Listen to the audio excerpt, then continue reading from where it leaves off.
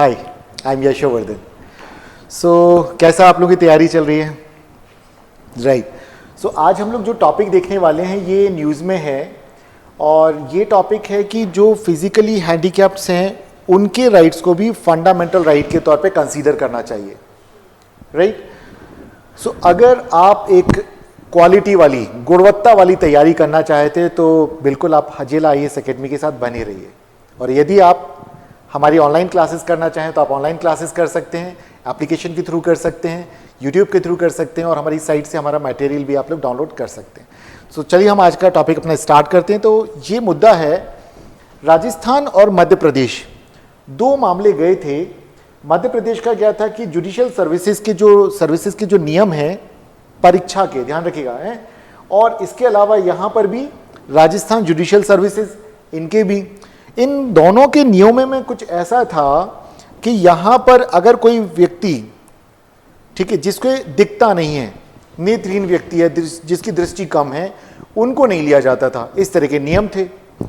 तो supreme court में ये मामला चल रहा था काफ़ी समय से, और अब सुप्रीम कोर्ट ने कहा कि भाई देखिए, अगर जो आप कर रहे हैं ये नेत्रहीन उम्मीदवारों की भागीदारी को आप रोक रहे हैं, तो जो भी इस तरह के नियम हैं वे सही नहीं है। उन्होंने कहा कि इस तरह के जो भेदभाव वाले जो नियम इन्हें हटाना होगा, और विकलांगता आधारित भेदभाव के खिलाफ जो अधिकार हैं इसे मौलिक अधिकार माना जाना चाहिए। तो एक बहुत बड़ी अधिकारों की प्राप्ति है ये उन लोगों को जिन्हें किसी भी तरह की विकलांगता है। अब क्लियर है? सो अब हम देख सकते हैं हमारे संविधान के आर्टिकल 21 में, या हम बोलें कि मौलिक अधिकार जो दिए गए हैं संविधान के भाग 3 में दिए गए हैं। ठीक है, क्लियर है? अनुच्छेद 12 से लेकर के 35 तक, ठीक है, इतना सब आप जानते हैं। और वहीं पे एक आर्टिकल 21 है जिसमें हम देख रहे हैं कि वहां पर समय समय पर कई अलग अलग तरह के अधिकार सुप्रीम कोर्ट के निर्णय से उसमें शामिल किए जाते रहे। तो अब एक और नया शामिल हो गया, ठीक है, कि विकलांगता आधारित भेदभाव के विरुद्ध जो अधिकार है वो भी क्या है? मौलिक अधिकार है। अभी तक उसे एक लीगल राइट के तौर पे मानते थे कि भाई कानूनी अधिकार है कि विकलांग व्यक्तियों के साथ कोई भेदभाव नहीं किया जाएगा, ना सरकार ना कोई अन्य स्कूल इत्यादि कोई भी संस्थान करेगा। ठीक है, लेकिन अब क्या हो गया, उसको शामिल कर दिया मौलिक अधिकार कि भाई इनके अधिकारों के अगर कोई भी भेदभाव किया जाता है तो कहीं से भी नहीं किया जाएगा। मतलब पहले कानूनी अधिकार, अब वो क्या बन गया? विकलांगता आधारित भेदभाव के खिलाफ अधिकार को भी उन्होंने बोला मौलिक अधिकार है। ये एक बड़ा मुद्दा है, अधिकारों के रास्ते को और मजबूत करने वाला रास्ता ये। सो चलिए हम देखते हैं क्या है। तो यहां देखें जो फैसला दिया उन्होंने कहा है कोर्ट ने कि विकलांग व्यक्तियों के अधिकार अधिनियम 2016 के अनुरूप है, राइट, कि उन्हें दिया जाना चाहिए क्या? मौलिक अधिकार। तो उन्होंने कहा नेत्रहीन उम्मीदवारों की भागीदारी को भी मंजूरी दी जानी चाहिए, जैसा कि मध्य प्रदेश में और राजस्थान में न्यायिक सेवाओं के लिए जो परीक्षा की आयोजित की जाती है उसमें नेत्रहीन उम्मीदवारों को रोका जाता है।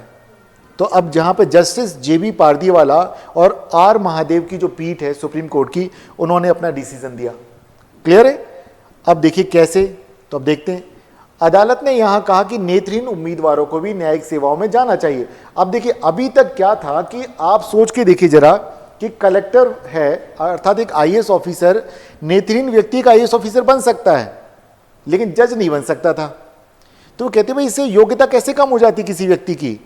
एक समझ अगर कोई व्यक्ति बना लेता है तो मे भी शायद वो और सामान्य व्यक्ति से ज़्यादा, वो कहते सेंसिटिव, वो संवेदनशील हो लोगों के प्रति, बेहतर तरीके से निर्णय ले पाए, तो नेत्रहीनता कहीं भी बाधित नहीं होगी, मतलब उसकी तरक्की में बाधा पैदा नहीं करेगी। किसी व्यक्ति को अगर अवसर मिलते हैं तो वो करेंगे।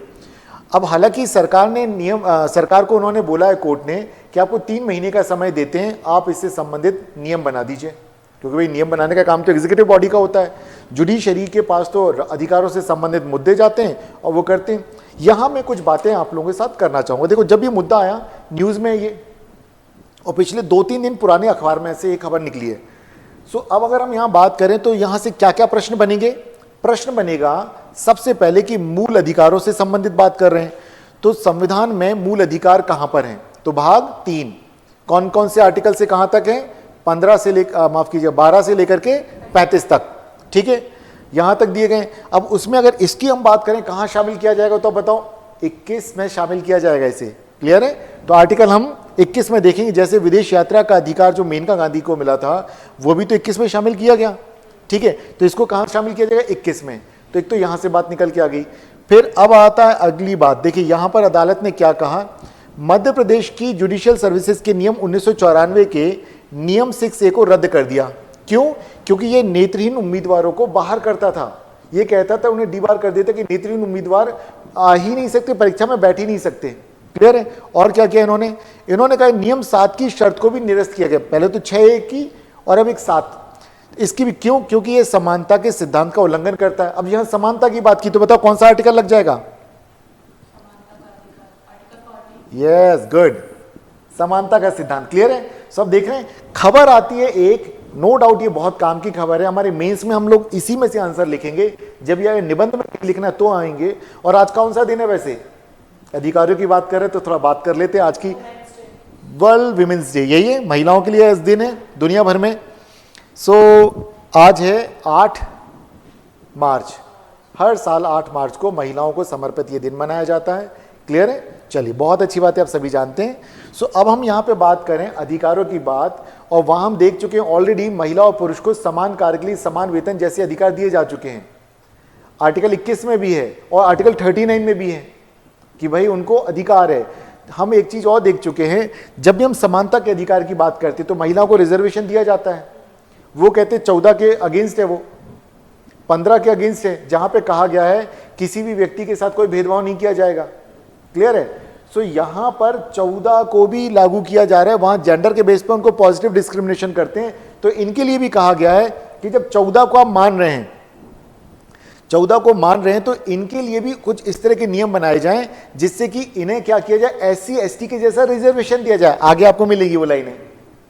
कहा गया जैसे SC और ST को दिया जाता है ना, खुश हो गए आप लोग, वैसा रिजर्वेशन इन्हें दिया जाए। इस मुद्दे को मैंने बहुत सोच समझ के आज के लिए चूज किया कि क्यों चूज करूं, कि आप लोग जो भी हैं समझें, इन बातों को दें। क्लियर है? आगे मैं बताता हूं कि कैसे। तो देखिए, अब भविष्य में हो सकता है SC ST को जिस तरह की कोटा तय कर दिया जाता है, देखिए तय तो उनका भी है, जो भी दिव्यांग लोग होते हैं उनके लिए भी होता है कि उन्हीं की कोटे में से उनके लिए हो जाता है। ठीक है? और वैसे भी सुप्रीम कोर्ट ने बहुत पहले निर्णय दिया, तो 3% कोटा इनके लिए रिजर्व कर दिया जाता है, 3%। राइट? अब उन्होंने कहा नहीं, वैसी व्यवस्था बनाइए जैसी SC और ST के लिए करते हैं। अब चलिए और आगे देखते हैं इन्होंने अपने निर्णय में और क्या कहा। ये कहते हैं कि यथोचित समायोजन अनिवार्य है। जैसे कि महिलाओं को अगर हम देखें, SC को ST को जो रिजर्वेशन दिया जाता है, तो उसको भी चैलेंज किया गया था कि क्यों दिया जा रहा है, समानता के सिद्धांत के विरुद्ध है। बट इन्होंने जो यथोचित समायोजन, मतलब उन्होंने कहा जितना जरूरी उतना करो। तो SC ST को क्या किया गया, उनकी आबादी के हिसाब से दिया गया है। महिलाओं को भी क्या किया गया है, कई जगह पे 50% दिया गया है। और लेकिन सर्विसेज में, जैसे मध्य प्रदेश की बात करूं तो मध्य प्रदेश में महिलाओं को 33% आरक्षण दिया गया है, लेकिन कैटेगरी के अंदर दिया गया। मान लो जनरल की तो जनरल में से, SC है तो SC में से, ST है तो ST में से, OBC OBC। अब ये और एक और आ जाएगा उसी तरह का कि भाई अगर उसी कैटेगरी में है और कोई विकलांग व्यक्ति, तो उसके लिए भी इसमें व्यवस्था की जाए। ठीक है? कि जितना पॉसिबल हो सके उतना उनको शामिल किया जाए, समायोजन किया जाए, ताकि वो मुख्य जो कहते हैं ना मेन स्ट्रीम में आ सके। ठीक है ना? ऐसा ना हो कि अलग थलग पड़े रहे। फिर जो माता पिता, अब तक कई ऐसे माता पिता होते हैं कि उनके कई अभाव होते हैं जिस कारण वो विकलांग बच्चों पर उतना ध्यान नहीं दे पाते हैं। लेकिन जब उन्हें पता चलेगा कि नहीं भाई, ये पॉसिबिलिटी है कि अगर बच्चा पढ़ने लिखने में अच्छा है तो उसकी पढ़ाई कराई जाए, ये हो सकता है कल के दिन अपने पैरों पे खड़ा हो जाए, कोई बड़ा अधिकारी या कलेक्टर या जैसे बनते हैं जज भी बन सके वो। समझ रहे हैं? तो एक बहुत ही बड़ा क्रांतिकारी इसमें माइलस्टोन के तौर पे ये स्थापित होगा, ये अदालत का नियम, अदालत ने जो डिसीजन दिया जिसके बेस पे अब नियम बनना। चलिए और देखते हैं अब इन्होंने क्या कहा। देखिए, योग्यता मानदंड में छूट। SC ST को क्या होता है, कुछ कम नंबर भी होते हैं तभी उनका सिलेक्शन होता है। यही चीज इसमें की जाएगी, जो अब इसके लिए अलग से कट ऑफ सूची जारी की जाएगी।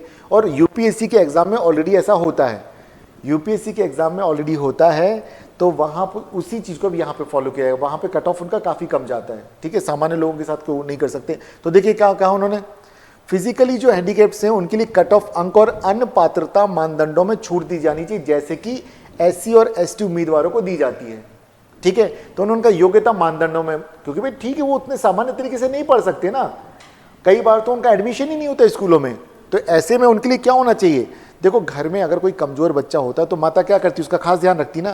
तो ये देश क्या है, देश भी हम सबका पेरेंट है, हमारे माता पिता के समान हम सबको संरक्षण देता है। तो यहाँ पर उनका कर्तव्य है कि अगर कोई कमजोर वर्ग है तो उसको संरक्षण दिया जाए। समझ रहे हैं आप बात को? तो अब देखिए अब यहाँ पे क्या होगा, तो उन्होंने कहा कि भाई जिस प्रकार से SC और ST को छूट दी जाती है उसी प्रकार से दी जाए, राइट। अलग से कट ऑफ सूची की जारी की जाए। देखिए अब अगर मान लीजिए इस तरह के नेत्रहीन कानूनी पेशेवरों को अगर लिया जाता है तो आप इतना दिमाग में रखिएगा कि विकलांगता किसी भी तरीके से उनकी योग्यता को कम नहीं करती है। अगर मान लीजिए वो अपने क्षेत्र में अच्छा काम करते हैं तो मे भी हो सकता है यहाँ भी वो बहुत अच्छा करें, ठीक है। सो आज का जो विषय हमारा ये, तो इसमें आप ध्यान दें कि यहाँ हमने बात की कि विकलांग व्यक्तियों को जो उनके विरुद्ध किए जाते भेदभाव हैं उसके विरुद्ध जो अधिकार दिए गए वे काय में शामिल हो गए, मौलिक अधिकार में। सुप्रीम कोर्ट के आज अभी जो निर्णय दिया है इसी सप्ताह में, इससे तय हो गया। अब सरकार को बोल दिया कि भाई 3 महीने के अंदर आप नियम बना दीजिए, ठीक है। सो अब आप समझ जाइए एक और आर्टिकल 21 में जुड़ने वाला है अधिकार। और ये एक अच्छी चीज है कि अब SC ST के लिए जिस तरह से अलग कट ऑफ होती है उसी तरह से जुडिशियल सर्विसेज में, जो IAS में जिसको फॉलो करते हैं, जुडिशियल सर्विसेज में इसको फॉलो किया जाएगा। तो आपने एक दिन इच्छा व्यक्त की थी जज बनने की, तो मैंने कहा चलिए अभी आपके फेवर में डिसीजन आया, राइट। सो अब तक आप लोग ये बताइए जो भी हम लोग क्लासेस यहाँ करते हैं तो आपको कैसी लगती हैं क्लासेस? क्लियरिटी है, समझ में आता है? मीडियम वाइज तो दिक्कत नहीं है।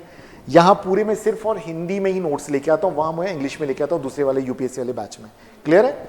लेकिन ये UPSC और MPPSC दोनों के लिए जरूरी है, ये वाला टॉपिक दोनों में आएगा, क्लियर है।